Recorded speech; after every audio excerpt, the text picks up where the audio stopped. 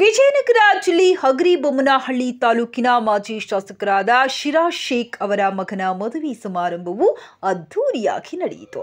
ಈ ಕಾರ್ಯಕ್ರಮಕ್ಕೆ ಕರ್ನಾಟಕ ರಾಜ್ಯದ ಮಾನ್ಯ ಮುಖ್ಯಮಂತ್ರಿಗಳು ಸಿದ್ದರಾಮಯ್ಯನವರು ಆಗಮಿಸಿ ಸಮಾರಂಭದಲ್ಲಿ ಭಾಗವಹಿಸಿ ಸಾಮೂಹಿಕ ಮದುವೆಗಳಿಗೆ ಆಶೀರ್ವಾದ ನೀಡಿದರು.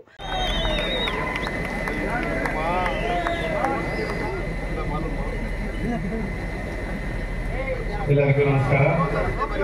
ಈ ದಿನ ಸರ್ವಧರ್ಮಗಳ ಸಾಮೂಹಿಕ ವಿವಾಹ ಜೊತೆಗೆ ಸೈಫ್ ಅಲಿ ಶೇಖ್ ಜೊತೆ SK ಆಸಿಯಾ ಅವರ ಒಂದು ವಿವಾಹ ಅಧ್ಯಕ್ಷತೆ ಈ ಸಮಾರಂಭದ ವೇದಿಕೆ ಮೇಲೆ ಆಸೀನರಾಗಿರ್ತಕ್ಕಂಥ ನಮ್ಮ ಸರ್ಕಾರದ ಮುಖ್ಯಮಂತ್ರಿಗಳು, ಬಡವರ ಬಂಧು ಮತ್ತು ದೀನದಲಿತರ ನಾಯಕರಾಗಿರ್ತಕ್ಕಂಥ ಮಧ್ಯ ಸಂಬಂಧರಾಗಿರ್ತಕ್ಕಂಥ ಸಿದ್ದರಾಮಯ್ಯ ಸಾಹೇಬ್ರೆ, ವೇದಿಕೆ ಮೇಲೆ ಆಸೀನರಾಗಿರ್ತಕ್ಕಂಥ ನಮ್ಮ ಕೊಟ್ಟೂರು ಸ್ವಾಮಿಯ ಪಾದಗಳಿಗೆ ನಮಸ್ಕರಿಸುತ್ತಾ ನಂದಿಪುರ ಅಧ್ಯಕ್ಷರಿಗೂ ಈ ಸಂದರ್ಭದಲ್ಲಿ ರಾಜ್ಯದ ಉಸ್ತುವಾರಿ ಸಚಿವರಾದ ಜಮೀರ್ ಅಹಮದ್ ಖಾನ್, ವಿಜಯನಗರ ಕ್ಷೇತ್ರದ ಶಾಸಕರಾದ HR ಗವಿಯಪ್ಪ, ಹರಪನಹಳ್ಳಿ ಕ್ಷೇತ್ರದ ಶಾಸಕಿ MP ಲತಾ, ಮಲ್ಲಿಕಾರ್ಜುನ್ ಹಾಗೂ ಕೂಡ್ಲಿಗಿ ಕ್ಷೇತ್ರದ ಶಾಸಕರಾದ ಶ್ರೀನಿವಾಸ್ ಉಪಸ್ಥಿತರಿದ್ದರು.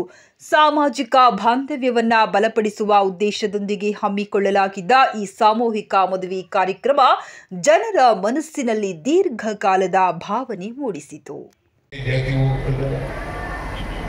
ಜಾತಿ ಬಿಡಬೇಕಲ್ಲಪ್ಪ, ಜಾತಿ ಬಿಡದೇನೆ ಹೆಂಗೆ ಹೋಗಿ ಅದಕ್ಕೆ ಬಸವಣ್ಣವರು ಬಹಳ ಸುಲಭವಾಗಿ ಜನರಿಗೆ ಅರ್ಥ ಆಗ್ತಕ್ಕಂಥ ಭಾಷೆನಲ್ಲಿ, ಜನರ ಭಾಷೆನಲ್ಲಿ ಧರ್ಮವನ್ನು ಬೋಧನೆ ಮಾಡ್ತಕ್ಕಂಥ ಕೆಲಸವನ್ನು ಮಾಡಿದ್ದಾರೆ. ಜನರಿಗೆ ಧಾರ್ಮಿಕ ವಿಚಾರಗಳನ್ನು ತಿಳಿಸ್ತಕ್ಕಂಥ ಪ್ರಯತ್ನವನ್ನು ಮಾಡಿದ್ದಾರೆ. ಜನರಿಗೆ ಸಾಮಾಜಿಕ ವಿಚಾರಗಳನ್ನು ತಿಳಿಸ್ತಕ್ಕಂಥ ಪ್ರಯತ್ನವನ್ನು ಮಾಡಿದ್ದಾರೆ. ಅದಕ್ಕೆ ನಮ್ಮ ಸರ್ಕಾರ ಬಸವಣ್ಣ ಸಾಂಸ್ಕೃತಿಕ ನಾಯಕ ಅಂತ ಮಾಡಿರ್ತಕ್ಕಂಥ ಬಸವಣ್ಣನವರನ್ನ ಸಾಂಸ್ಕೃತಿಕ ನಾಯಕ ಅಂತೇಳಿ ಮಾಡಿದ್ದೀವಿ. ಕಾರಣ ಯಾಕಪ್ಪ ಅಂತಂದ್ರೆ ಬಸವಣ್ಣನವರು ಬುದ್ಧ, ಬಸವ, ಅಂಬೇಡ್ಕರ್, ಗಾಂಧೀಜಿ ಸಮಾಜದಲ್ಲಿ ಎಲ್ಲರೂ ಕೂಡ ಮುಖ್ಯವಾಗಿ ಬರಬೇಕು. ಸಮಾಜದಲ್ಲಿ ಕೂತ್ಕೊಳ್ರಿ, ಊಟ ಮಾಡೋದು ದೊಡ್ಡ ಕೆಲಸ ಎಲ್ಲ, ಕೂತ್ಕೊಳ್ರಿ.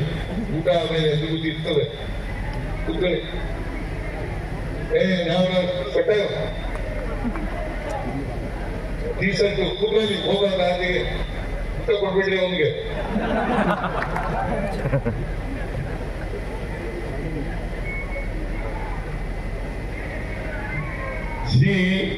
ನಾವು ಬಹಳ ಗಂಭೀರವಾಗಿ ಮಾತಾಡ್ತಾ ಇರುವಾಗ ಎದ್ದೋಗೋದು ಅಂತಂದ್ರೆ ಅವರಿಗೆ ಸಮಾಜ ಆಗೋದು ಇಷ್ಟ ಇಲ್ಲ. ನಾವೆಲ್ಲ ಮನುಷ್ಯರಾಗಿ ಬದುಕ್ತಕ್ಕಂಥದ್ದು ಇಷ್ಟ ಇಲ್ಲ. ನಾವೆಲ್ಲ ಮನುಷ್ಯರಾಗ್ಬೇಕಲ್ಲ. ಅದಕ್ಕೆ ಕುವೆಂಪು ಏನ್ ಹೇಳಿದ್ದಾರೆ ಅಂತಂದ್ರೆ, ಹುಟ್ಟುವಾಗ ವಿಶ್ವಮಾನವರಾಗಿ ಹುಟ್ಟುತ್ತವೆ ಎಲ್ಲ ಮಗುಗಳು ಕೂಡ, ಸಾಯುವಾಗ ಅಲ್ಪಮಾನವರಾಗ್ತದೆ. ವಿಶ್ವಮಾನವರಾಗಿ ಇರ್ಬೇಕಲ್ಲ, ಹುಟ್ಟುವಾಗ ವಿಶ್ವಮಾನವರಾಗಿ ಹುಟ್ಟಿ ಸಾಯುವಾಗ ಅಲ್ಪಮಾನವರಾಗಿ ಬಿಟ್ರೆ ಯಾಕೆ ಅಲ್ಪಮಾನವರಾಗ್ತೀವಿ ಅಂತಂದ್ರೆ, ಕಾರಣ ನಮ್ಮ ಜಾತಿ ವ್ಯವಸ್ಥೆ, ನಮ್ಮ ವ್ಯವಸ್ಥೆ ಜೊತೆಯಲ್ಲಿ ರಾಜಿ ಮಾಡ್ಕೊಳ್ತಕ್ಕಂಥ ಪ್ರಯತ್ನವನ್ನು ಮಾಡೋದ್ರಿಂದ ನಾವು ವಿಶ್ವಮಾನವರಾಗಕ್ಕೆ ಸಾಧ್ಯ ಇದೆ. ವಿಶ್ವಮಾನವರಾಗ್ತೀವೋ ಬಿಡ್ತೀವೋ, ಆದರೆ ವಿಶ್ವಮಾನವ ಆಗ್ಲಿಕ್ಕೆ ಪ್ರಯತ್ನವನ್ನು ಮಾಡ್ತಕ್ಕಂಥದ್ದೇ ನಾವು ಮನುಷ್ಯತ್ವಕ್ಕೆ, ಸಮಾಜಕ್ಕೆ ಕೊಡ್ತಕ್ಕಂಥ ಕೊಡುಗೆ ಅಂತಕ್ಕಂಥ ಮಾತುಗಳನ್ನು ಹೇಳಲಿಕ್ಕೆ.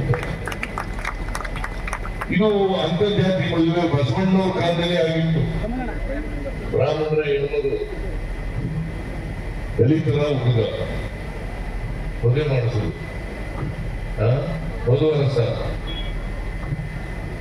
ವಧುವರಸ ಬ್ರಾಹ್ಮಣ, ಅರವಯ್ಯ ದಲಿತ, ಅವರಿಬ್ಬರು ಮಕ್ಕಳು ಮದುವೆ ಆಯ್ತು. ಯಾಕೆ ಮಾಡಿಸಿದ್ರು ಅಂತಂದ್ರೆ ಜಾತಿ ಹೋಗ್ಬೇಕು ಅನ್ನೋ ಕಾರಣಕ್ಕೋಸ್ಕರ. ನಾವ್ಯಾರು ಕೂಡ ಇಂತಿಂತ ಜಾತಿಯಲ್ಲಿ ಹುಟ್ಟಬೇಕು ಅಂತ ಅರ್ಜಿ ಹಾಕೊಂಡಿದ್ವ? ನಾವು ಕುರುಬರ ಜಾತಿಯಲ್ಲಿ ಹುಟ್ಟಬೇಕು ಅಂತ ಅರ್ಜಿ ಹಾಕೊಂಡಿದ್ದ? ಜಮೀರ್ ಅಹಮದ್ ಮುಸ್ಲಿಂ ಜಾತಿನಲ್ಲಿ ಹುಟ್ಟಬೇಕು ಅಂತ ಅರ್ಜಿ ಹಾಕೊಂಡಿದ್ದ? ಜಾತಿ ವ್ಯವಸ್ಥೆ ಇದೆ, ಧರ್ಮಗಳಿದ್ದಾವೆ, ಅದಕ್ಕೋಸ್ಕರ ಹುಟ್ಟಿದೀವಪ್ಪ. ಹಾಗಂತೇಳಿ ಇನ್ನೊಂದು ಧರ್ಮದವರನ್ನು ದ್ವೇಷಿಸ್ತಕ್ಕಂಥ ಕೆಲಸ ಮಾಡಬಾರ್ದು, ಇನ್ನೊಂದು ಜಾತಿಯವರನ್ನು ದ್ವೇಷಿಸ್ತಕ್ಕಂಥ ಕೆಲಸವನ್ನು ಮಾಡಬಾರ್ದು. ಪರಸ್ಪರ ಪ್ರೀತಿಸಬೇಕೆ ಹೊರತು ದ್ವೇಷ ಇರಬಾರದು. ನಮ್ಮ ಜಾತಿ ವ್ಯವಸ್ಥೆ ಹೆಂಗಿದೆ ಅಂತಂದ್ರೆ ಚಲನೆ ಇಲ್ಲದೆ ಇರ್ತಕ್ಕಂಥ ಜಾತಿ ವ್ಯವಸ್ಥೆ, ಚಲನೆ ರಹಿತವಾದಂತ ಜಾತಿ ವ್ಯವಸ್ಥೆ. ಚಲನೆ ಸಿಕ್ಬೇಕಾದ್ರೆ ಆರ್ಥಿಕ ಸಾಮಾಜಿಕ ಶಕ್ತಿ ಸಿಕ್ತದೆ. ಆರ್ಥಿಕ ಸಾಮಾಜಿಕ ಸ್ವಾವಲಂಬನೆ ಇಲ್ಲಿ ಹೋದ್ರೆ ವೇಗವಾಗಿ ಚಲನೆ ಬರಲಿಕ್ಕೆ ಸಾಧ್ಯ ಆಗಲ್ಲ. ಜಾತಿ ವ್ಯವಸ್ಥೆಗೆ ಭಾರತೀಯ ಜಾತಿ ವ್ಯವಸ್ಥೆ ಇದೆಯಲ್ಲ, ನಮ್ಮ ಜಾತಿ ವ್ಯವಸ್ಥೆಗೆ ಚಲನೆ ಇಲ್ಲ. ಚಲನೆ ಇಲ್ಲಿರೋದ್ರಿಂದ ಈ ತರ ಆಗಿದ್ದೀವಿ. ಇಷ್ಟು ವರ್ಷಗಳಾದ್ರೂ ಕೂಡ ಜಾತಿ ಹೋಗಿಲ್ಲ. ಮತ್ತೆ ಅವರ ಮಗ ಸೊಸೆ ಜೊತೆಯಲ್ಲಿ ಸಾಮೂಹಿಕ ಮದುವೆ ಮಾಡ್ತಾ ಇದ್ದರಿಂದ ನಾನು ಈ ಕಾರ್ಯಕ್ರಮಕ್ಕೆ ಬಂದಿದ್ದೇನೆ. ನಾನು ಸಿರಾಜ್ ಸಾಬ್ ಮತ್ತು ಅವರ ಕುಟುಂಬವರ್ಗದವರಿಗೆ ಶುಭವನ್ನ ಕೋರ್ಲಿಕ್ಕೆ ಬಯಸ್ತಾ ಇದ್ದೇನೆ, ಧನ್ಯವಾದಗಳನ್ನ ಹೇಳಲಿಕ್ಕೆ ಬಯಸ್ತಾ ಇದ್ದೇನೆ. ಮತ್ತೆ ನೂತನವಾಗಿ ಮದುವೆಯಾಗಿರ್ತಕ್ಕಂಥ ಸೈಫ್ ಅಲಿ ಶೇಖ್, ಸೈಯದ್ ಖದೀಜಾ ಆಸಿಯಾ ಅವರ ದಾಂಪತ್ಯ ಜೀವನ ಸುಖಕರವಾಗಿರಲಿ ಅಂತೇಳಿ ನಾನು ಶುಭಾಶಯಗಳನ್ನು ಕೋರಲಿಕ್ಕೆ ಬಯಸ್ತಾ ಇದ್ದೇನೆ. ಬೇಡ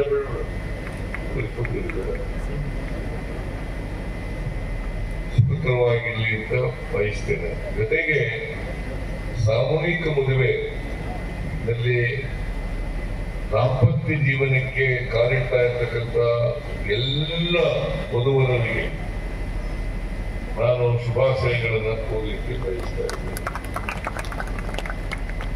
ಅವರೆಲ್ಲರ ಜೀವನ ಸುಖಕರವಾಗಿರಲಿ, ನಿಮ್ಮ ಜೀವನ ಬೇರೆಯವರಿಗೆ ಆದರ್ಶ ಆಗಲಿ, ಮಾದರಿ ಆಗಲಿ ಅಂತೇಳಿ ಈ ಸಂದರ್ಭದಲ್ಲಿ ಹೇಳಲಿಕ್ಕೆ ಬಯಸ್ತಾ ಇದ್ದೇನೆ. ನಮ್ಮ ದೇಶದಲ್ಲಿ ಶ್ರೀಮಂತರು ಬಡವರಿದ್ದಾರೆ,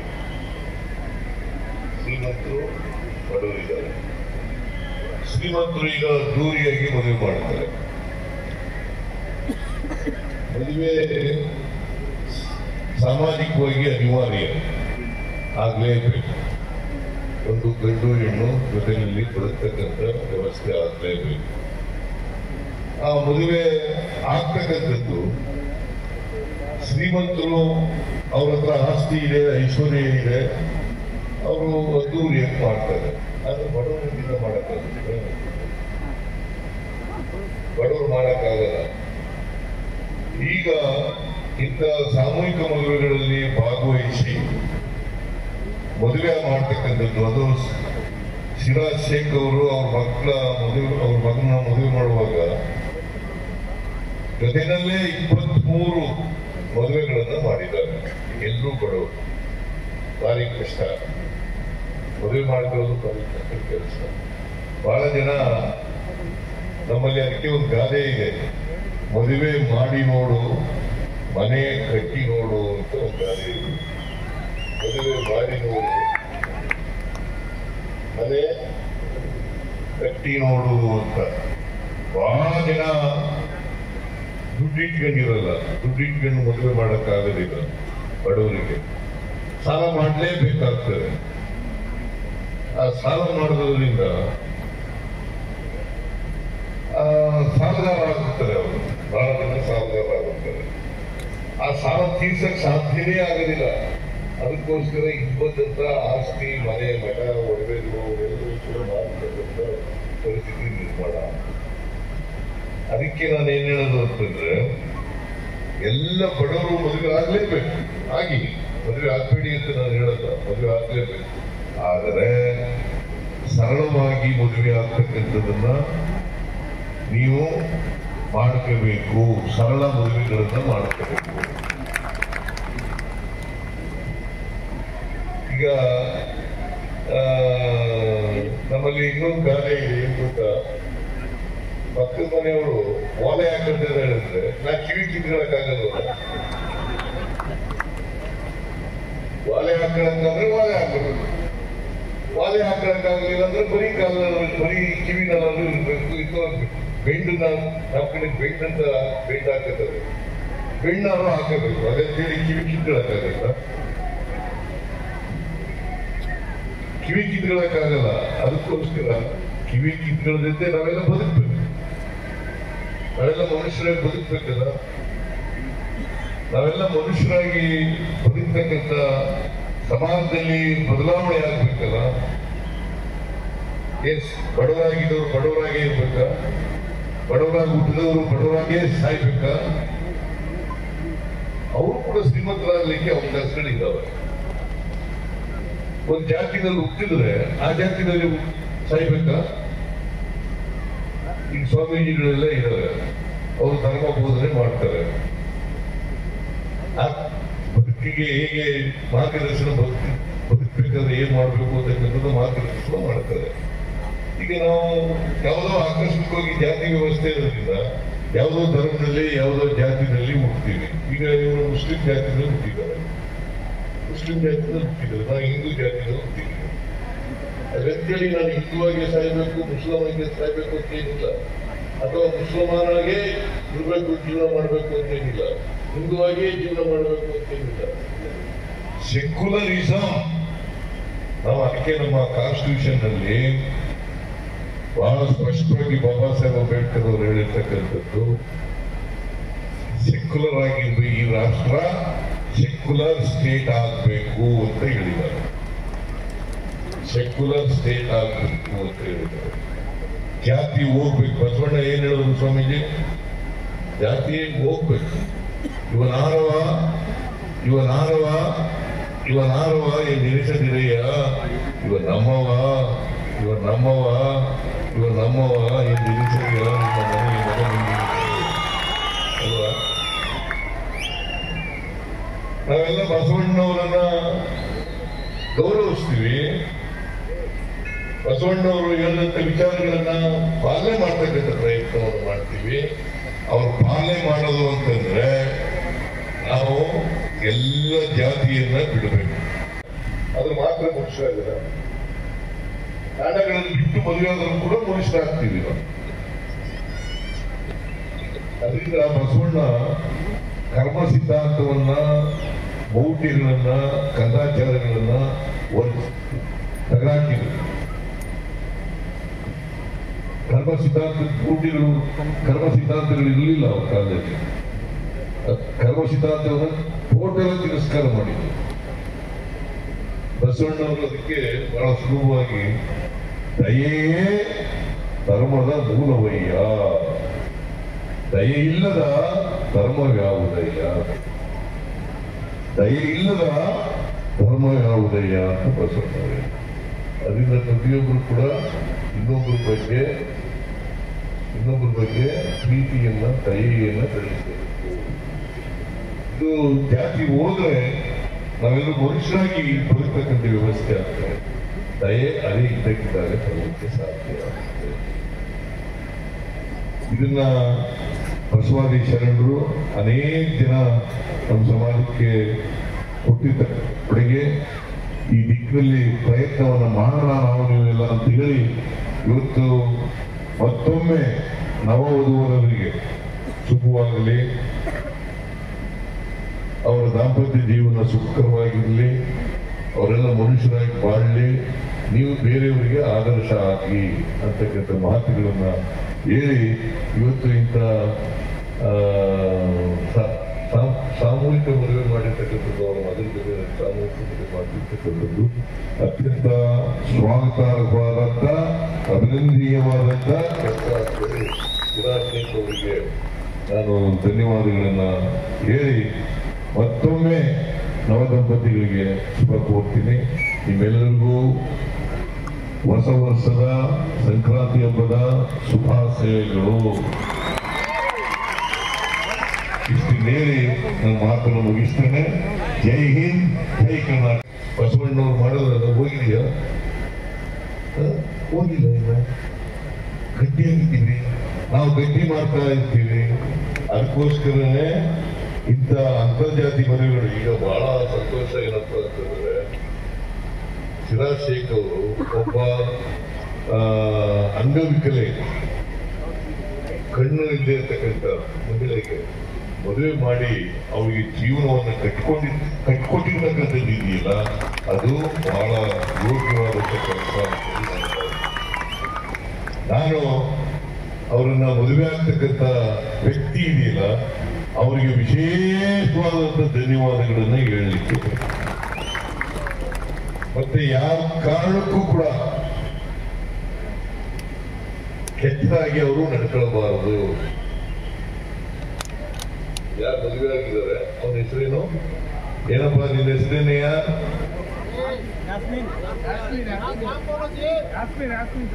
आप क्या जी?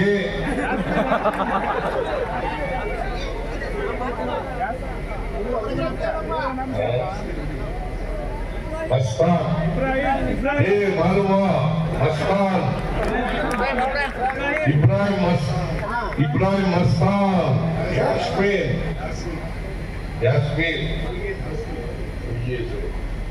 ಇವತ್ತು ಒಳ್ಳೆ ಕೆಲಸ ಮಾಡಿದ್ದೀರಿ. ನಿಮಗೆ ಧನ್ಯವಾದಗಳನ್ನು ಹೇಳಲಿಕ್ಕೆ ಬಯಸ್ತಾ ಇದ್ದೀನಿ. ಯಾಕಂದ್ರೆ ಹೆಚ್ಚು ಈ ಥರದವಾಗಬೇಕು. ಇನ್ನೂ ಒಂದು ಹೆಜ್ಜೆ ಮುಂದೆ ಹೋಗಿ ಹೇಳ್ತೀನಿ, ಅಂತರ್ಜಾತಿ ಮದುವೆಗಳು ಮಾಡಲಿಕ್ಕೆ ಹೆಚ್ಚು ಮುಂದೆ ಬರ್ತಕ್ಕಂಥ ಕೆಲಸವನ್ನು ಮಾಡಿ. ಅಂತರ್ಜಾತಿ ನಾನು ಕೂಡ ನಮ್ಮ ಜಾತಿ ಮದುವೆ ಆಗ್ತಿದ್ದೀನಿ. ಆದರೆ ನನ್ನ ಮಗ ಒಬ್ಬ ಅಂತರ್ಜಾತಿ ಮದುವೆ ಆಗಿದ್ದಾರೆ. ಅವನು ಸತ್ತೋಗ್ಬಿಟ್ಟಿದ್ದಾನೆ. ಅವನು ಮದುವೆ ಆದದ್ದು ಬೇರೆ ಜಾತಿ, ಮೊದಲನೇ ಮಗ. ಎರಡನೇ ಮಗ ಮದುವೆನೇ ಆಗಲಿಲ್ಲ. ಸೊ ಹಾಗಾಗಿ ನಾನು ಅಂತರ್ಜಾತಿ ಮದುವೆಗೆ ಹೆಚ್ಚು ಒತ್ತು ಕೊಡ್ತಕ್ಕಂಥವನು, ಹೆಚ್ಚು ಪ್ರೋತ್ಸಾಹ ಕೊಡ್ತಕ್ಕಂಥವನು. ಯಾಕಂದ್ರೆ ಅಂತಿಮವಾಗಿ ಜಾತಿ ಸೆಕ್ಯುಲರಿಸಂ ಅದು ಬಂದಾಗ ಮಾತ್ರ ಸಮಾಜ ನಿರ್ಮಾಣ ಮಾಡಲಿಕ್ಕೆ ಸಾಧ್ಯ. ಅದಕ್ಕೋಸ್ಕರ ನಾವು 5 ಗ್ಯಾರಂಟಿ ಯೋಜನೆಗಳಿಲ್ಲವಲ್ಲ, 5 ಗ್ಯಾರಂಟಿ ಯೋಜನೆಗಳಲ್ಲಿ ಹೆಣ್ಮಕ್ಳಿಗೆ ಆರ್ಥಿಕವಾಗಿ ಸಾಮಾಜಿಕವಾಗಿ ಶಕ್ತಿ ತುಂಬುವಂತ ಕೆಲಸವನ್ನು ಮಾಡಿ. ಈಗ ಹೆಣ್ಮಕ್ಳು ಫ್ರೀಯಾಗಿ ಎಲ್ಲಿ ಬೇಕಾದ್ರೂ ಹೋಗ್ಬೋದು. ಸರ್ಕಾರಿ ಬಸ್ಗಳಲ್ಲಿ ಇಡೀ ರಾಜ್ಯದಲ್ಲಿ ಎಲ್ಲಿ ಬೇಕಾದ್ರೂ ಹೋಗ್ಬೋದು. ಮತ್ತೆ ಪ್ರತಿ ಹೆಣ್ಣು ಮನೆಯ ಕುಟುಂಬದ ಯಜಮಾನಿಗೆ ತಿಂಗಳಿಗೆ 2,000 ರೂಪಾಯಿ ಕೊಡ್ತಕ್ಕಂಥ ಕೆಲಸವನ್ನು ಮಾಡ್ತಾ ಇದೀವಿ. ನಿಮಗೂ ಎಲ್ಲರಿಗೂ ಇವತ್ತು ಯಾರ್ಯಾರು ಅಂತರ್ಜಾತಿ ಮದುವೆ ಆಗಿದ್ದಾರೆ, ನೋಡಪ್ಪ DC ಅವ್ರಿಗೆಲ್ಲರಿಗೂ ಅವ್ರಿಗೆಲ್ಲ ಕೊಡ್ಬೇಕು. 2,000 ರೂಪಾಯಿ ತರ ಮಾಡಬೇಕು. 50,000 ಕೊಡೋದ್ರ ಜೊತೆಗೆ ಇದು ಕೊಡ್ಬೇಕಯ್ಯ.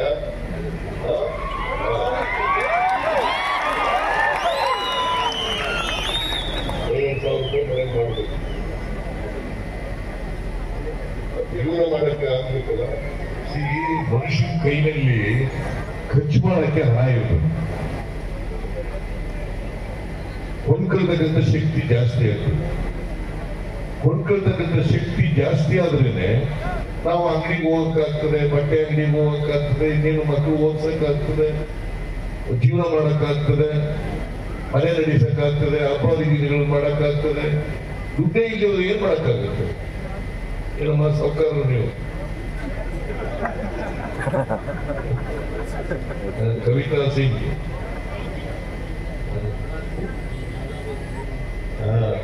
ಬೈನೂರವರು ಶ್ರೀಮಂತಿಗೆ ನೀವು ಇಟ್ಕೊಳ್ಳಿ, ನಾವು ಬೇಡ ಅಂತ ಹೇಳೋದಿಲ್ಲ. ಶ್ರೀಮಂತಿಗೆ ಬಡವರಾಗ್ಬಿಡಿ ಅಂತ. ಆದ್ರೆ ಸಮಾಜಕ್ಕೆ ಏನಾದ್ರು ಮಾಡಬೇಕು ಅಂತಕ್ಕಂಥದ್ದು ಮಾಡಿ ಅಷ್ಟೇ.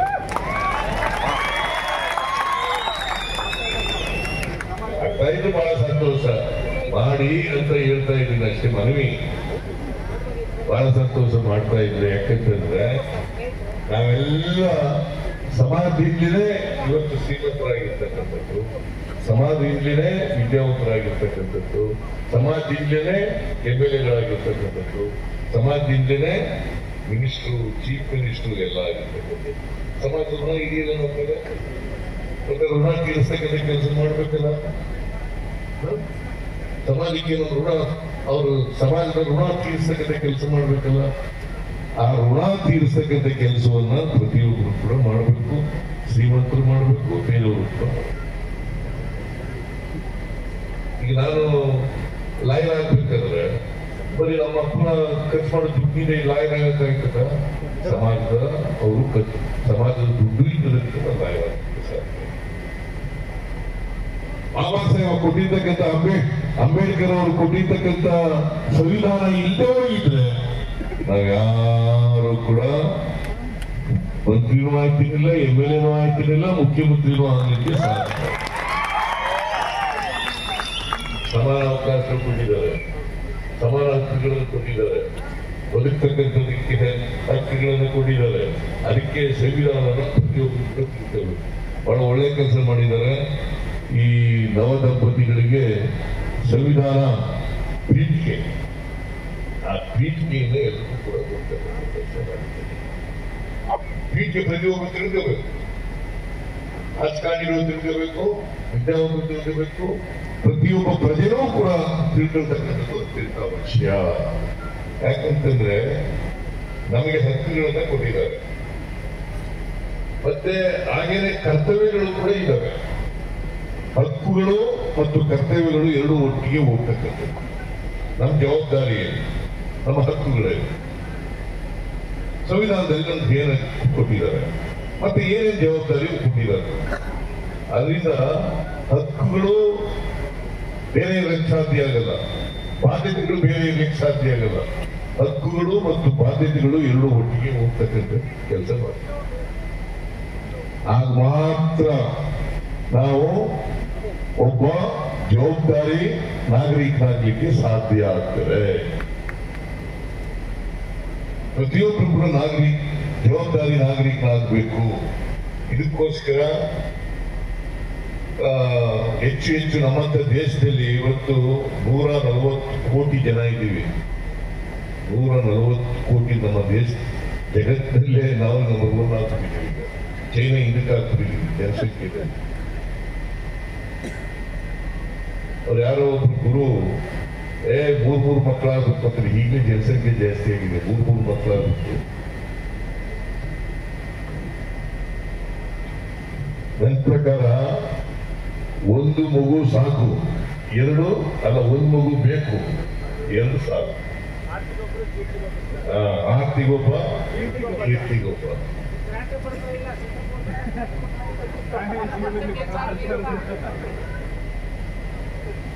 ಆರ್ತಿಗೊಬ್ಬ, ಕೀರ್ತಿಗೊಬ್ಬ. ಏನೇ ಇರ್ಲಿ, ಬಟ್ ನಾವೇನಂತಂದ್ರೆ ಜನಸಂಖ್ಯೆ ನಿಯಂತ್ರಣ ಇರ್ಬೇಕಾಗ್ತದೆ ದೇಶದಲ್ಲಿ. ಯಾಕಂತಂದ್ರೆ ಇರ್ತಕ್ಕಂಥ ಭೂಮಿ ಹೆಚ್ಚಾಗಲ್ಲ, ಇರ್ತಕ್ಕಂಥ ಸಂಪತ್ತು ಹೆಚ್ಚಾಗಲ್ಲ, ಇರ್ತಕ್ಕಂಥ ಆದಾಯ ಹೆಚ್ಚಾಗಲಿಕ್ಕೆ ಸಾಧ್ಯ ಇಲ್ಲ. ಅದರಲ್ಲಿ ಎಲ್ರಿಗೂ ಹಂಚಿಕೆ ಆಗ್ಬೇಕು. ಸಂಪತ್ತು ಎಲ್ರಿಗೂ ಹಂಚಿಕೆ ಆಗ್ಬೇಕಲ್ಲಪ್ಪ, ಸಂಪತ್ತು ಹಂಚಿಕೆ ಆಗ್ಬೇಕಲ್ಲ. ಆ ಸಂಪತ್ತು ಹಂಚಿಕೆ ಆದಾಗ ಎಲ್ರಿಗೂ ಸಿಗ್ತದೆ. ನಾವು ಅದರಲ್ಲಿ ನಂಬಿಕೆ ಇಟ್ಟಿರ್ತಕ್ಕಂಥದ್ದು. ಅಧಿಕಾರ ಹಂಚಿಕೆ ಆಗಬೇಕು, ಸಂಪತ್ತು ಹಂಚಿಕೆ ಆಗಬೇಕು. ಅದಕ್ಕೆ ಬಾಬಾ ಸಾಹೇಬ್ ಅಂಬೇಡ್ಕರ್ ಅವರು ಏನ್ ಹೇಳಿದ್ದಾರೆ ಅಂತಂದ್ರೆ, ಈ ದೇಶಕ್ಕೆ ಸ್ವಾತಂತ್ರ್ಯ ಬಂದವರು ಸಾರ್ಥಕ ಆಗ್ಬೇಕಾದ್ರೆ ಎಲ್ರಿಗೂ ಕೂಡ ಆರ್ಥಿಕವಾಗಿ, ಸಾಮಾಜಿಕವಾಗಿ ಅವರು ಸ್ವಾವಲಂಬಿಗಳಾದಾಗ ಮಾತ್ರ ದೇಶಕ್ಕೆ ಬಂದವರು ಸ್ವಾತಂತ್ರ್ಯಕ್ಕೆ ಸಾರ್ಥಕ ಆಗ್ತದೆ, ಇಲ್ಲಿಯವರು ಆಗಲ್ಲ. ಅಂದ್ರೆ ಈ ದೇಶದ ಸಂಪತ್ತನ್ನ ಕೆಲವೇ ಅನುಭವಿಸಕ್ಕಾಗಲ್ಲ. ಅದಕ್ಕೆ ಬಾಬಾ ಸಾಹೇಬ್ ಏನ್ ಹೇಳಿದ್ದಾರೆ ಅಂತಂದ್ರೆ, ನಮ್ಮ ದೇಶದಲ್ಲಿ ಬಲಾಢ್ಯರ ಕೈಯಲ್ಲಿ ಅಧಿಕಾರ ಇರಬಾರದು. ಯಾಕಂತಂದ್ರೆ ದೌರ್ಜನ್ಯ, ಶೋಷಣೆ ಜಾಸ್ತಿ ಆಗ್ತದೆ. ಯಾವ ಸಮಾಜದಲ್ಲಿ ಅಸಮಾನತೆ ಇರ್ತದೆ ಅಂತ ಸಮಾಜಗಳಲ್ಲಿ ದೌರ್ಜನ್ಯ ಮಾಡಲಿಕ್ಕೆ ಬಹಳ ಸುಲಭ, ಶೋಷಣೆ ಮಾಡಲಿಕ್ಕೆ ಬಹಳ ಸುಲಭ. ಅದಕ್ಕೋಸ್ಕರ ಅಸಮಾನತೆ ಹೋಗ್ಬೇಕು ಅಂತದ್ದು ಎಲ್ಲರೂ ನಮ್ಮ ಸಂವಿಧಾನದಲ್ಲಿ ಕೂಡ ಹೇಳಿದ್ದಾರೆ, ಬಸವಣ್ಣವರು ಕೂಡ ಹೇಳಿದ್ದಾರೆ. ಮೌಢ್ಯಗಳನ್ನ ಬಿಡಬೇಕು. ಈಗ ಲಮಾಣಿ ಸಮಾಜದವರು ಬಹಳ ಅನಾದಿ ಕಾಲದಿಂದ ತಾಂಡಗಳಲ್ಲೇ ಮದುವೆ ಆಗಬೇಕು ಅಂತ ಇಟ್ಕೊಂಡಿದ್ರು. ಈಗ ಮೂಡ್ತಿದ್ದಾರೆ ಇವರು 2 ಜೋಡಿ ಬಂದಿದ್ದಾರೆ. ಅವರೇ ಮನುಷ್ಯರಲ್ಲ.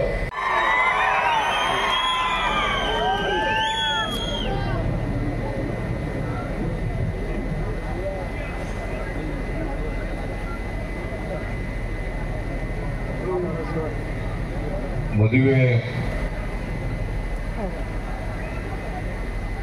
ರಿಸೆಪ್ಷನ್ ಹಾಗೂ ಸಾಮೂಹಿಕ ವಿವಾಹ ಶಿರಾಜ್ ಶೇಖ್ ಅವರ ಮಗ, ಎರಡನೇ ಮಗ, ಕೊನೆ ಮಗ ಸೈಯದ್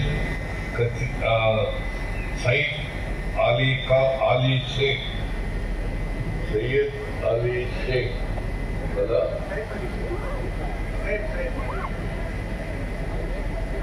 ಸೈಯದ್ ಅಲಿ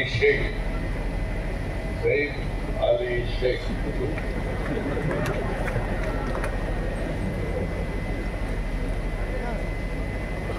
ಮತ್ತೆ ಸೈಯದ್ ಖದೀಜಾ ಅರ್ಷಿಯಾ ನಮ್ಮ ರಾಮನಗರದವರು. ಇವರ ವಿವಾಹ ಈಗಾಗಲೇ ಆಗಿದೆ. ಇದು ಆರತಕ್ಷತೆ ಕಾರ್ಯಕ್ರಮ. ಈ ಕಾರ್ಯಕ್ರಮದ ದಿವ್ಯ ಸಾನ್ನಿಧ್ಯ ವಹಿಸಿರ್ತಕ್ಕಂಥ ಎಲ್ಲ ಧರ್ಮಗಳ ಗುರುಗಳೇ, ನೀವು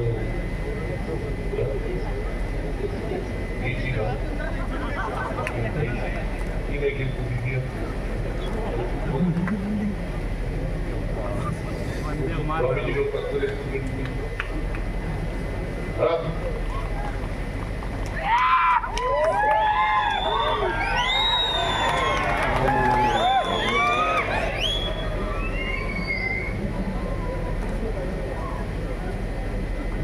ಪೂಜ್ಯ ಸ್ವಾಮೀಜಿಯವರು ಸಾನ್ನಿಧ್ಯವನ್ನು ವಹಿಸಿದ್ದಾರೆ. ಈ ಕಾರ್ಯಕ್ರಮದ ಸಾನ್ನಿಧ್ಯವನ್ನು ವಹಿಸಿದ್ದಾರೆ. ಮತ್ತೆ ವಧುವರರಿಗೆ, ಸಾಮೂಹಿಕ ವಿವಾಹದ ವಧುವರರು ಮತ್ತೆ ಶಿರಾಜ್ ಶೇಖ್ ಅವರ ಮಗ ಮತ್ತು ಸೊಸೆ, ಆ ವಧುವರರು ಅವರೆಲ್ಲರಿಗೂ ಈಗಾಗಲೇ ಆಶೀರ್ವಾದ ಮಾಡಿದ್ದಾರೆ.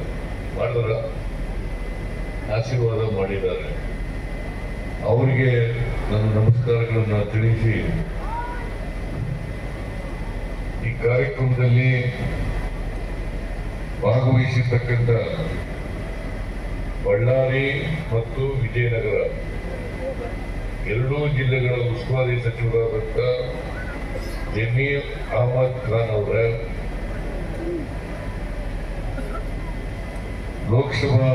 ಬಳ್ಳಾರಿ ಲೋಕಸಭಾ ಕ್ಷೇತ್ರದ ಲೋಕಸಭಾ ಸದಸ್ಯರಾದಂಥ ಶ್ರೀ ತುಕಾರಾಮ್ ಅವರ,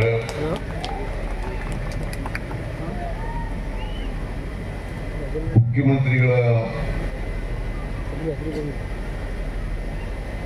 ರಾಜಕೀಯ ಕಾರ್ಯದರ್ಶಿಗಳಾದಂಥ ಶ್ರೀ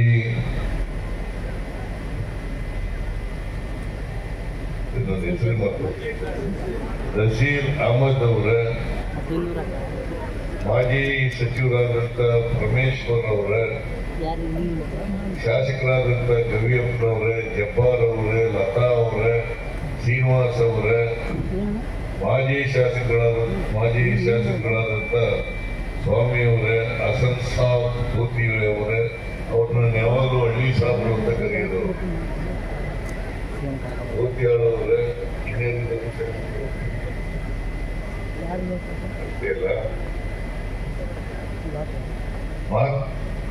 ಮಾಧ್ಯಮದ ಸ್ನೇಹಿತರ ಜೊತೆಗೆ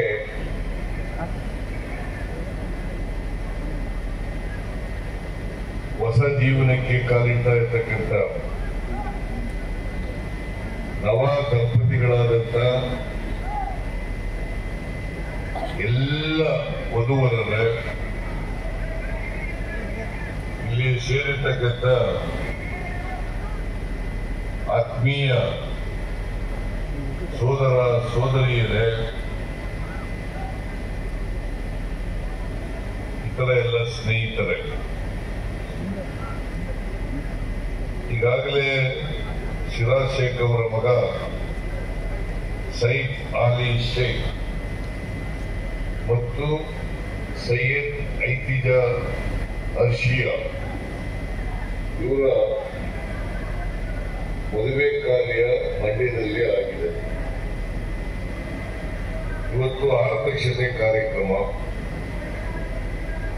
ನನಗೆ ಈ ಕಾರ್ಯಕ್ರಮಕ್ಕೆ ಬರಲೇಬೇಕು ಅಂತೇಳಿ ಸಿರಾಜ್ ಶೇಖ್ ಅವರು ಮತ್ತು ಜಮೀರ್ ಅಹಮದ್ ಖಾನ್ ಅವರು ಒತ್ತಾಯವನ್ನು ಮಾಡಿದರು. ಈಗಾಗಲೇ ಜಮೀರ್ ಅಹಮದ್ ಖಾನ್ ಅವರು ಹೇಳಿದಂತೆ ಒಂದು ಆರತಕ್ಷತೆ ಕಾರ್ಯಕ್ರಮ, ಅವರ ಮದುವೆ ಆರತಕ್ಷತೆ ಕಾರ್ಯಕ್ರಮ.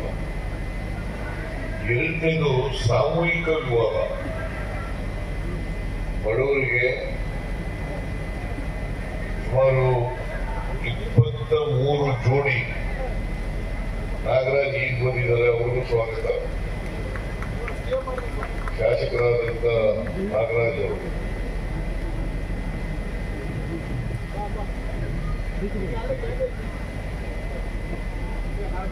ಅಲ್ಲಿ ಹೋಗಿ ಇನ್ನೂ ಬಿಡು ಕುಟುಂಬರೇ